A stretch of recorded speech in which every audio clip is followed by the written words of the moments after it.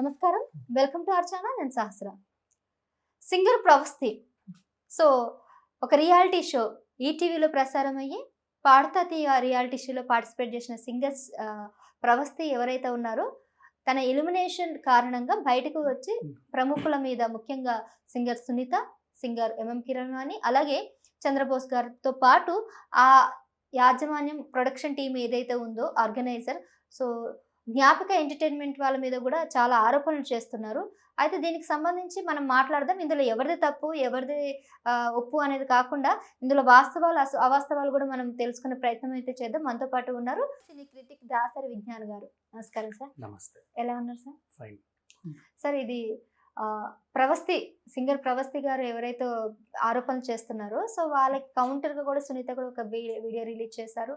తర్వాత ఇంకొంతమంది జ్ఞాపిక ఎంటర్టైన్మెంట్ వాళ్ళు కూడా మేము అలాంటి బట్టలు కానీ అలాంటి అన్కంఫర్టబుల్ దుస్తులు కూడా ఇవ్వట్లేదని ఒక కౌంటర్ ఇచ్చారు. అంతేకాకుండా కొంతమంది సింగర్స్ కూడా లిప్సిక్ కానీ ఇంకొంతమంది సింగర్స్ కూడా వచ్చి కూడా అవన్నీ తప్పు, ఆ అమ్మాయి ఏదో ఆవేశంలో ఓటమి ఒప్పుకోలేక ఇలా చేస్తుంది తప్ప అసలు ఇలాంటివి జరగట్లేదని వీళ్ళు కౌంటర్ ఇస్తున్నారు. కానీ ఆ అమ్మాయికి చాలా మంది నెటిజన్లు కానీ సోషల్ మీడియాలో విపరీతమైన సపోర్ట్ దొరుకుతుంది. మీరు చెప్పండి సార్, ఇక్కడ ఎవరిది తప్పు ఎవరిది ఒప్పు అని అంటారు అసలు? ఒక ఇష్యూ రేజ్ అయింది. ఒక అమ్మాయి ఒక ఎలిగేషన్ పాస్ చేసింది ఒక రియాలిటీ షో పైన. నాకు అక్కడ ఏదో అన్యాయం జరిగింది. తన ఫస్ట్ రైజ్ వర్డ్ ఇదే కదా. సరే అమ్మ, ఏం అన్యాయం జరిగింది నీకు అక్కడ? ఎవరు కొట్టారు, ఎవరు తిట్టారు, ఎవరు రక్కారు, ఎవరు జుట్టు పీకారు, ఏం చేశారు? లేదు, యాక్చువల్గా గెలుపు నాదే, కానీ నన్ను ఎలిమినేట్ చేశారు. ఎందుకు గెలుపు నీదే అంటే నేను అద్భుతంగా పాడతాను కాబట్టి ఆబ్వియస్లీ నన్ను కాకుండా ఇంకెవరికి ఇస్తారు ట్రోఫీ అనే భ్రమలో ఆ పిల్ల బ్రతికేస్తుంది. నెక్స్ట్ వాట్ హ్యాపెండ్, సునీత గారి మీద అండ్ కీరవాణి గారి మీద, చంద్రబోస్ గారి మీద లేనిపోని ఎలిగేషన్స్. నేను ఎంత బాగా పాడినా కావాలనే అష్టవంకర్లు తిప్పి నా పాటను అడిది పిడిది పిప్పి ఇక్కడ తప్పు ఇక్కడ తప్పు ఇక్కడ తప్పు అని చెప్తున్నారు అన్నాం. ఓకే, అది కూడా యాక్సెప్ట్ చేద్దాం. నీచంగా ఇంకో కామెంట్ చేసావు, ఏమని? కాస్ట్యూమర్ నన్ను బొడ్డు కిందికి చీర కట్టమన్నాడు అని. ఫస్ట్ ఎవరికి తెలియదు. ఓకే, ఈఎంఐ వర్షనే కదా విన్నాం. అప్పటికి ఇంకా సునీత గారు, ప్రవీణ గారు, మిగతా వాళ్ళు ఎవరు చెప్పలేదు. సో నీ వర్షన్లో అలా ఎలా అంటారు? కాస్ట్యూమర్ ఎవడు వాడు? పిలవండి వాడిని. అట్లా కూడా ఉంటారా కాస్ట్యూమర్లు? ఎప్పటి నుంచి ఎంతమంది అమ్మాయిలు వేధిస్తున్నావురా నువ్వు అన్నట్లు మన కోపం వచ్చేసింది. ప్రవీణ గారు ఎప్పుడైతే క్లారిటీ ఇచ్చారో, అమ్మా అది తర్వాత సంగతి. ఫస్ట్ మాట ఏంటి? కాస్ట్యూమ్స్ చూసేది నేనే తను చెప్పిన ఫస్ట్ మాట. ఇప్పుడు స్లీవ్లెస్ చేసుకోమని ఆమె నోట్ నుంచి అనాల్సిన మాట కూడా లేదమ్మా. ప్రవీణ గారిని సినిమాల్లోనూ చూశారు, వ్యాఖ్యాతగా చూశారు, వంటల ప్రోగ్రాంలోనూ చూశారు, అలీతో సరదాగా షో, అలీతో జాలీగా షో, సీరియల్స్ నిర్మాత జ్ఞాపిక తరఫున ఇప్పుడు 1000 శుభములు కలుగుగాక, అమ్మ చేతి వంట, నెక్స్ట్ అమ్మ చేతి వంటలో నేను వంటలు చేశాను ఆవిడతో. ఆ ప్రోగ్రామ్ నేను వంటలు చేశాను. ఇప్పుడు 2015 ఐ గెస్. చాలా ఏవో పీతలు something I use to cook well. ఆ తర్వాత మళ్ళీ వావ్ షో, పిల్లల్ని ఎడ్యుకేట్ చేసే షో సాయి కుమార్ లాంటి ఆయన చేసేది. అలీ లాంటి ఒక గ్రేటెస్ట్ వ్యాఖ్యాత, సాయి కుమార్ లాంటి ఒక గ్రేటెస్ట్ వ్యాఖ్యాత పనిచేసినటువంటి సంస్థ. అండ్ పాడుతా తీయగా అనేది ఈటీవీకి ఒక కీర్తి కిరీటం, అంతేనా? అలాంటి షోని కొనసాగింపుగా ఈనాడు యాజమాన్యం కంటే కూడా ఇంకా బాగా చేస్తారు అని జ్ఞాపిక అప్పచెప్పారు. అంటే చూడు వాళ్ళ మీద, అంటే వాళ్ళ విలువలు ఏ రేంజ్లో ఉంటాయి. అండ్ నెక్స్ట్ ఇప్పుడు అవన్నీ పక్కన పెట్టి నేను ప్రవీణ గారి గురించి మాట్లాడుతున్నా. ఇన్ని దగ్గర ప్రవీణ గారిని చూశారు కదా, ఎప్పుడైనా ప్రవీణ గారి బ్లౌజ్ అట్లీస్ట్ ఇక్కడ వరకు ఉండడం మీరు చూసారా? ఇక్కడికి నిండైన చీర కట్టు ఉంటుంది, పంజాబీ డ్రెస్ వేసినా, మామూలుగా శారీస్ కట్టినా, ఏ బట్టలు వేసినా నిండుగా వేసుకుంటుంది. అరే ఏదో మన ఇంటి పిల్లలాగా అనిపిస్తుంది. నువ్వు ఒక్క దగ్గర చూపించు ఆ అమ్మాయిది కొంచెం ఎట్లీస్ట్ స్లీవ్లెస్ చేసుకుందైనా సరే నేను ఒప్పుకుంటా. అలాంటి ఆవిడ పిల్లలకి బట్టలు ఇస్తుందంటే ఎలాంటి బట్టలు ఇస్తుంది అని తను చెప్పాల్సిన అవసరం లేదమ్మా. బట్ ఏదో క్లారిటీ ఇచ్చింది. ఇప్పుడు మనకంటే తెలుసు కాబట్టి మాట్లాడుకుంటున్నాం. చాలామంది అమ్మో అలా అన్నారా అనేవాళ్ళు ఉంటారు కదా. వాళ్ళకి చూడు తెర మీద కొన్ని బట్టలు వేసి చూపిద్దా, ఈవిడ వేసుకున్న బట్టలు ఇలాంటివి, ఎక్కడ అసభ్యంగా ఉంది, ఎక్కడ ఇంకో రకంగా ఉంది, ఎక్కడ శారీ ఉంది, ఎక్కడ బొడ్డు కిందికి ఉంది. అయినా అలా అనమని నేను ఎందుకు అంటాను, అసలు ఈటీవీ సీరియల్స్లోనే లేడీస్ని ఎంత గౌరవిస్తారో తెలుసా? లైక్ వన్ డ్రెస్ చేంజే ఉంటుంది. ఇప్పుడు నీకు మిగతా సీరియల్స్కి వెళ్తే 3, 4, 6, 7 డ్రెస్ చేంజ్లు ఉంటాయి. అందులో ఏది కంటిన్యూటీయో లేకపోతే ఏది ఫ్రెషో తెలియదు. ఈటీవీ సీరియల్స్లో ఎలా ఉంటుందంటే, నువ్వు ఆ రోజు 6కే ప్యాకప్, అమ్మ డ్రెస్ చేంజ్ వద్దా అంటారు వాళ్ళు. నువ్వు ఏ శారీ మీద వస్తే అదే శారీ. నెక్స్ట్ డే ఆ శారీకి గంట షూట్ ఉన్నా గంట చేసుకొని నువ్వు వెళ్ళిపో. మళ్ళీ కొత్త శారీలో నీకు ఎప్పుడు షూట్ ఉంటే అప్పుడు పిలుస్తారు. అంత గౌరవిస్తారు అమ్మాయిల్ని. లొకేషన్లో కూడా బట్టలు మార్చనివ్వరు. అలాంటి యూనిట్ మీద నువ్వు ఎలిగేషన్ పాస్ చేస్తున్నావు. సరే, ఇవన్నీ వదిలే. ఎస్పి బాలు గారు వ్యాఖ్యాత వ్యవహరించినటువంటి షో అది. అందులో ఆడపిల్లల పేర్లే, ఏమ్మాయి నీ పేరేంటి అని అడుగుతాడు. నా పేరు బాలా త్రిపుర సుందరి అండి అంటే, ఎంత చక్కనైన పేరు తల్లి అని. పేరు గురించే కాసేపు వాళ్ళని అలా ఇష్టపడి అక్కున చేర్చుకునే ఒక మనిషి క్యారెక్టర్ అది. అలాంటి ఆయన్ని నువ్వు ఆ షోని, ఆయన మెయింటైన్ చేసిన షోని నువ్వు ఎలిగేషన్ పాస్ చేసావు. నేను బాడీ షేమింగ్ చేసావు అన్నావు. ఎస్పి బాలసుబ్రహ్మణ్యం గారి సైజ్ ఏంటమ్మా? కీరవాణి గారి సైజ్ ఏంటి చెప్పు? వాళ్ళు ఈ అమ్మాయిని ఎందుకు బాడీ షేమింగ్ చేస్తారు? వాళ్ళు చేశారని చెప్పట్లేదా? అలాంటి షోలో ఆవిడ ఏమంటున్నారంటే, కాస్ట్యూమ్స్ ఇచ్చే తరుణంలో ఈ బట్టలు అయితే ఆ మోడల్ కి కరెక్ట్ గా సెట్ అయ్యి ఈవిడికి సెట్ కాలేదు, ఈవిడ బాడీ అలా ఉంది, సో అట్లా ఆ రకంగా ఆవిడ బాడీ షేప్ అని ఈవిడ తీసుకుంది. నువ్వు దీన్ని పాజిటివ్గా ఆలోచిద్దాం కాసేపు. నేనే 4 బట్టలు తెచ్చా. ఈ అమ్మాయికి ఈ ప్యాంటు ఈ షర్ట్ బాగా సెట్ అవుతుంది, ఈ అమ్మాయి ఆహార్యానికి ఈ అవుట్ఫిట్ చాలా బాగుంటుంది. మన ఎవరు స్టైలిస్టులు ఉంటారుగా, పర్సనల్ స్టైలిస్ట్ కానీ కాస్ట్యూమర్స్ కానీ, ఆ మాట వాళ్ళంటే బాడీ షేమింగ్ చేసినట్టమ్మా చెప్పు? దాన్ని బాడీ షేమింగ్ అంటారా? మీకు ఇది బాగుంటుందండి, మీకు ఇది బాగుంటుందండి, మీ ఆహార్యానికి ఇది బాగుంటుందండి, మీ కలర్కి ఈ డ్రెస్ మ్యాచ్ అవుతుందండి. అదే నువ్వు బట్టల షాప్కి వెళ్తే వాళ్ళు, మేడం మీకు పర్సనాలిటీకి ఇది బాగా సూట్ అవుతుందండి అని ఒక డ్రెస్ ఇస్తాడు, మళ్ళీ థ్యాంక్స్ అండి అంటావు. అదే మాట కాస్ట్యూమర్ చెప్తే బాడీ షేమింగ్ చేసి అంటే నిన్ను లావుగా ఉన్నావు అన్నట్ట, సన్నగా ఉంటే సన్నగా ఉన్నావు అన్నట్ట. దీన్ని పాజిటివ్గా ఆలోచిస్తే నీకు ఏమైనా తప్పు అనిపిస్తుందా? నువ్వే ఉన్నావమ్మా, ఒక షాప్కి వెళ్ళావు చక్కగా, మేడం మీ పర్సనాలిటీకి ఈ డ్రెస్ అయితే చాలా బాగుంటుందండి అని ఇస్తే, అంటే నా పర్సనాలిటీని నువ్వు షేమింగ్ చేస్తున్నావు అంటావా, లేక థ్యాంక్స్ చెప్తావా? థ్యాంక్సే చెప్తాం మనం. వాళ్ళ ఉద్దేశం కూడా అది కాదుగా. అంటే లావుగా అంటే ఏమేమో బోండల్లా ఉంది, సన్నగా అంటే ఏంటిది పీలగా ఉంది అని వాళ్ళు అనుకోరు. వాళ్ళకి ఆ అవసరం కూడా లేదు. అండ్ ఇంకొకటి ముఖ్యమైన విషయం, అసలు అక్కడ కాస్ట్యూమర్ అనే క్యారెక్టరే లేదు. ప్రవీణ గారు ఇస్తున్నారు, కాస్ట్యూమర్ అనే క్యారెక్టర్ లేనప్పుడు నువ్వు ఒక క్యారెక్టర్ని సృష్టించి ఎలిగేషన్ ఎలా పాస్ చేస్తావు చెప్పు? నేను ఒకవేళ కాస్ట్యూమర్ ఉంటే పాజిటివ్ కూడా ఆలోచించవచ్చు కదా అని చెప్పా. అక్కడ క్యారెక్టరే లేదు కదా. అండ్ నెక్స్ట్ ఇంకొకటి, ఇకపోతే పాట. ఇంకొకటి ఏంటంటే, ఈవిడ సునీత గారి మీద చాలా ఆరోపణలు చేశారు. నన్ను కొరగా చూస్తుంది, నేను వచ్చినప్పుడు ఫేస్ చిరాగ్గా పెడుతుంది, నా మొహం చూస్తేనే ఆవిడకి చాలా ఇబ్బందికరంగా ఉంటుంది అనుకుంటా, మా అమ్మని నువ్వు నువ్వు అని సంబోధించింది. ఇవన్నీ కూడా ఆవిడ మీద ఎక్కువ ఆరోపణలు చేశారు. నెక్స్ట్, సునీత గారి వయసు ఎంత? నీ తల్లి వయసు అంత. వాళ్ళు ఒకరినొకరు నువ్వు అనుకుంటే ఏంటి, మీరు అనుకుంటే ఏంటి, తప్పే ఉందిమా? ఇద్దరు ఒక కొలీగ్స్ లాంటి వాళ్ళేగా. అక్కడ నీకెందుకు తప్పు అనిపించింది? నెక్స్ట్, నువ్వు ఆడడానికి వచ్చింది అన్నట్టు మొహం పెట్టిందా సునీత? అది ఎలా, ఎందుకు అలా అనుకుంటావు? నువ్వెందుకు అలా ఫీల్ అవుతున్నావు? నీళ్ళు ఎందుకు ఆ ఫీలింగ్ వచ్చింది? నెక్స్ట్, ఇన్ఫీరియారిటీ కాంప్లెక్స్ మూలంగానే ఇదంతా జరిగింది అనొచ్చు. నెక్స్ట్, అయ్యో సునీత గారి మీద ఇంకో ఎలిగేషన్ ఇంతవరకే వచ్చింది. నువ్వు రాగానే మొహం ఇట్లా పెట్టింది అన్నావు కదా. నువ్వు ఎప్పుడైతే ఎలిమినేట్ అయ్యావో, కీరవాణి గారు అయ్యో అంత బంగారం లాంటి అమ్మాయి ఎలిమినేట్ అయితే నేను చూడలేనే అని వెళ్ళిపోయాడు. చంద్రబోస్ గారు అరే ఇంత ఆనిముత్యం ఎలిమినేట్ అయితే నేను చూడలేనే అని వెళ్ళిపోయారు. సునీత మాత్రం అబ్బో ఎలిమినేట్ అవ్వు, నా కళ్ళరా చూస్తా అనుకుంటూ కూర్చుందంట.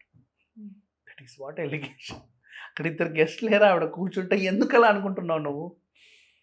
లోపం ఎక్కడ? నేను వీళ్ళిద్దరు వెళ్ళిపోయినందుకు ఫీల్ అవుతుంది, ఆవిడ కూర్చున్నందుకు ఫీల్ అవుతుంది. అంటే ఈవిడ ఏం ఎక్స్పెక్ట్ చేస్తుందంటే, వీళ్ళిద్దరు కూర్చోవాలనా లేకపోతే ఆవిడ వెళ్ళిపోవాలనా? ఈ షో మీద బురద జల్లాలని. ఎందుకంటే ఇంత అద్భుతమైన గాయని నన్ను ఎందుకు పక్కన పెట్టేశావు? ఇంకొక ఎలిగేషన్ ఈవిడ పాస్ చేసింది. ఎలిగేషన్స్ నేను చెప్పే ముందు తన మెచ్యూరిటీ ఎలా ఉందో నీకు ఎక్స్‌ప్లెయిన్ చేయాలి. ఎందుకంటే బయటికొచ్చాయి కాబట్టి. ఆ విషయం ఏంటంటే ఫస్ట్ నువ్వు ఆ ఎలిగేషన్ పాస్ చేసావు. సెకండ్ సునీత గారు కౌంటర్ ఇచ్చారు. కౌంటర్ ఇన్ సెన్స్ ఎక్స్‌ప్లనేషన్ ఇచ్చారు. నీకేం కౌంటర్ ఇవ్వలా ఆవిడ. నీకు కౌంటర్ ఇచ్చే స్థాయి కూడా నీది కాదు. తను ఆమె పేరు వాడుతూ 10 మంది 10 రకాలు మాట్లాడుతున్నారు కాబట్టి దానికి ఆమె ఒక వివరణ ఇచ్చింది. నెక్స్ట్ నెంబర్ 3 దానికి నువ్వు మళ్ళీ వివరణ ఇచ్చావు. అందులో ఏముందంటే ఫస్ట్ సునీత గారు చెప్పింది నేను పాయింట్ చెప్తాను వినండి అన్నాం. సరే చెప్పమ్మా చెప్పు. ఫస్ట్ ఆవిడ ఏమన్నారంటే అమ్మ ప్రవస్తి నేను ఇక్కడ కూర్చోబెట్టుకున్నాను కదా తల్లి అన్నావు. నిన్ను కూర్చోబెట్టుకోవాలి నేను అడిగానా? తప్పు కదమ్మా. అక్కడే అర్థమైపోయింది నీ మెచ్యూరిటీ లెవెల్స్. ఇంకా నీ గురించి మాట్లాడుకునేది ఏముంది చెప్పు. ఈ ఒక్క మాట చాలు నువ్వేంటని చెప్పడానికి. అంటే ఒక పిల్లని ముద్దు చేసి కూర్చోబెట్టుకున్నాక కూడా నిన్ను కూర్చోమని నేను అడిగానా అని నువ్వు అంటున్నావంటే అసలు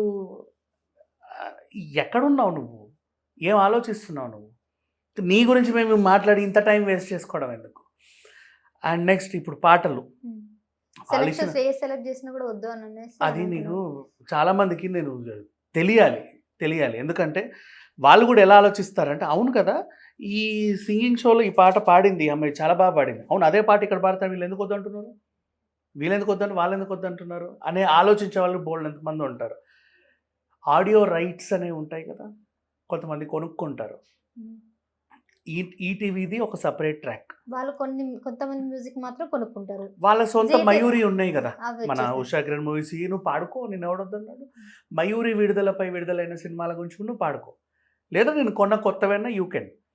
నెక్స్ట్ మళ్ళీ జీ వాళ్ళు కొన్ని తీసుకుంటారు, జీ వాళ్ళు వేరే కొన్ని సెపరేట్. అది సపరేట్ ట్రాక్. చెప్పండి సరే, ఇప్పుడు వీళ్ళు కొనుక్కున్న వాళ్ళు కూడా కొనుక్కోవచ్చా? అలా పాడవచ్చా? కొంతమంది ఇద్దరికి కూడా అమ్ముకుంటారు మా, కొంతమంది అసలు అమ్మరు, అందరు వేసుకోవడానికి కూడా ఫ్రీగా కూడా మనకి పిఆర్ ఫీడ్ రాదు. అలా మన ఛానల్స్కే ఎగ్జాంపుల్ నీకు అర్థం కావడానికి పిఆర్ ఫీడ్ ఉంటుంది, అన్ని ఛానల్స్ కి ఇస్తారు. ప్రమోషన్స్ కోసం అన్నట్టుగా పాపులర్ అవ్వాలని ఇచ్చేస్తారు. ఇప్పుడు సినిమా ముందు ఈ మధ్య ఏం చేస్తున్నారంటే అన్ని ఛానల్ తిరిగి హీరోయిన్స్ ఇంటర్వ్యూ ఇవ్వట్లా, ఒక ఛానల్లో సుమతోనో లేకపోతే ఎవరితోనో కూర్చొని ఇంటర్వ్యూ ఇచ్చి అదే ఫీడ్ అందరికి ఇస్తున్నారు. ఇట్లా కూడా ఉంటుంది.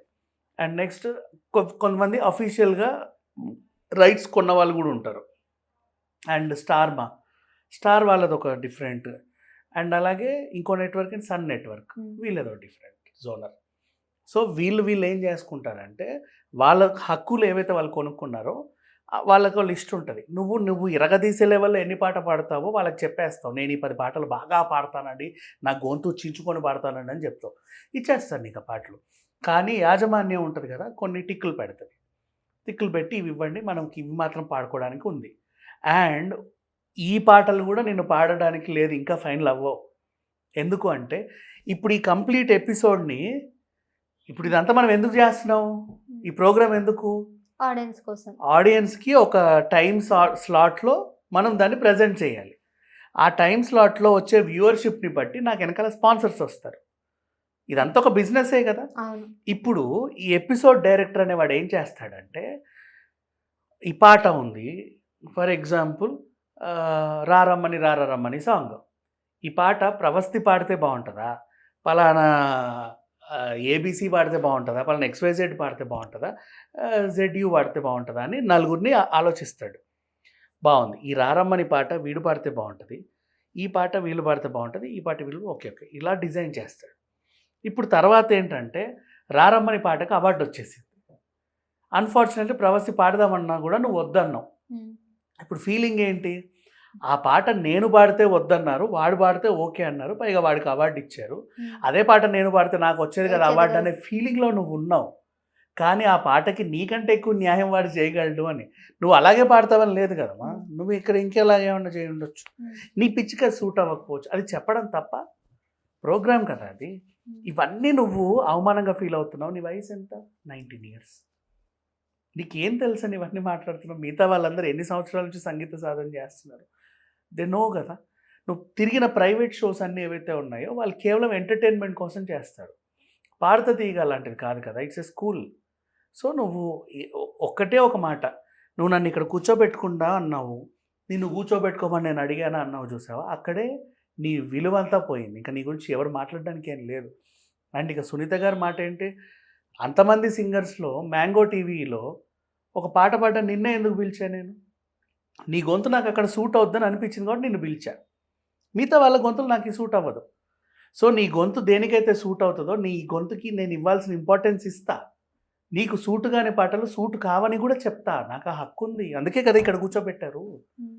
నీకు సూట్ అవుతుందని చెప్తే అబ్బా థ్యాంక్స్ నాకు ఎంత బాగా సూట్ అయిందో అని హ్యాపీ ఫీల్ అయ్యి, నీకు సూట్ కదా దొంగ మొహం నాకు ఏది ఇవ్వదు అని నువ్వు అనుకుంటే ఇప్పుడు లోపం ఎవరిలో ఉంది? Then this is what happened ప్రవస్తి దీంట్లో. అండ్ ఇంకొకటి, అసలు ఈ పిల్లని పార్థతీకి ఎందుకు సెలెక్ట్ చేశారో నాకు మాత్రం అర్థం కాదు. బికాస్ ఆ గొంతులో నాకేం బేస్ కనబడలా, ఆ పాటలో ఉచ్చారణ కూడా ఆ పిల్లకి సరిగ్గా పలకదు. మిగతా షోస్ అంటే ఏదో చేసింది సార్, చిన్నప్పుడు అంటావా ముందుగా పాడుతుంది, అందరూ పిల్లగా ఉన్నప్పుడు ఓకే బస్ ఫైన్, ఏదో నడుస్తుంది. పెరిగిన తర్వాత కూడా నీ సాధనను బట్టి నీ వాయిస్ని బట్టి నీకు కేటగిరీ సెలెక్ట్ చేస్తారు. కన్సిస్టెన్సీ నన్ను అడిగితే ఈ ప్రవస్తి అనే అమ్మాయి కోరస్కి కూడా పనికిరాదు, పాడుతా తీయగలదు. మిగతా ఛానల్స్లో మేబీ ఆమెకి నువ్వు ఆస్కార్ అవార్డు కూడా ఇచ్చుకోండి, నాకు పర్లే. బట్ పాడుతా తీయగాకి మాత్రం ఈ అమ్మాయికి పాడే అర్హత కూడా లేదు. ఈవెన్ దో వాళ్ళు సెలెక్ట్ చేసుకుంటే తను కృతజ్ఞతగా ఉండాలి తప్ప, ఎందుకంటే అక్కడికి వెళ్ళి పాడటం అంటే అదేదో గొప్ప కాదు, ఏదో నేర్చుకుంటారు వాళ్ళు. నువ్వు 10 సంగీతం ఇన్స్టిట్యూట్లు తిరిగినా కూడా రాని ఎంతో కొంత ప్రావీణ్యం ఇక్కడ 4 పాటలు పాడితే వస్తుంది. కాబట్టి నువ్వు ఇంకా వాళ్ళ కృతజ్ఞతగా ఉండాలి తప్ప రోడ్డెక్కేసి నన్ను అట్లా అన్నారు ఇట్లా అన్నారు కనిపించిన ప్రతి ఛానల్ కల్లా వెళ్ళి అడిగిందే అడుగుతారు వాళ్ళు కూడా. నువ్వు కూడా చెప్పిందే చెప్పి నీకు ఎంత ఓపికో. ఇప్పుడు ఈ టాపిక్ ఉందిమా, నన్ను ఇక్కడ అడిగావు, మళ్ళీ ఇలాగే నేను ఇంకో దగ్గర చెప్పగలను? చెప్పలేను కదా, నిజంగా చెప్పలేను. ఎందుకంటే అక్కడ వాళ్ళు ఎలా అడుగుతారు నాకు తెలియదు. అవునా? ప్రొఫెసర్ టాపిక్ అంటే ప్రొఫెసర్ నాకు నొత్తు వచ్చింది ఏదో చెప్తా, బట్ ఇలా అయితే చెప్పలేను కదా. కానీ ఇదే ఫ్లోలో ఇదే ఎమోషనల్గా ప్రతి ఛానల్లో గంటకి తిరిగావంటే సేమ్ అదే చెప్తూ ఉంటుంది. నువ్వు ప్లాన్డ్గా వెళ్ళావనే కదా అర్థం. యు ఆర్ ప్లాన్డ్ ఆల్రెడీ, నువ్వు ప్లాన్డ్గా డ్యామేజ్ చేయడానికి వెళ్ళావు. ఇంక అంత విషయం మాట్లాడతావు. అందరు నీ దగ్గర ప్రవర్తన వచ్చినా నువ్వేం అడుగుతావు? ఏం జరిగింది అసలు, ఎందుకు వాళ్ళ మీద ఆరోపణలు ఇస్తున్నాను అడిగాను. ఆమె ఫ్లోలో అదేగా చెప్పు. ఆల్రెడీ అడిగాను కూడా. ఇంకో ఛానల్కి వెళ్ళిన వాళ్ళు అదే అడుగుతారుగా, మళ్ళీ అదే చెప్తావుగా. అంటే నువ్వు ఆల్రెడీ ప్రిపేర్ అయ్యావుగా, ఒక స్క్రిప్ట్ కట్టుబడి ఉన్నావుగా.